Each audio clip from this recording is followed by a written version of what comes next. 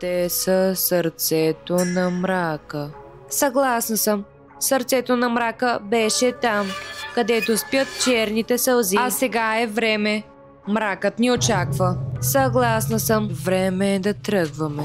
Приятели, чухте ли това? Сърцето на мрака бие там, където спят черните сълзи. За сега не знам какво точно означава, но съм сигурна, че е много важна следа. Мисля, че ще трябва да запиша тази фраза. Те са чувствителни към светлина. Трябва да го имаме предвид. Нуждаят се от мрак. Пълен мрак. Място, където няма и лъч светлина. Място, където дори луната не може да проникне. Точно така. В желязната отроба, където луната не вижда слънцето. В железната отроба, където луната не вижда слънцето?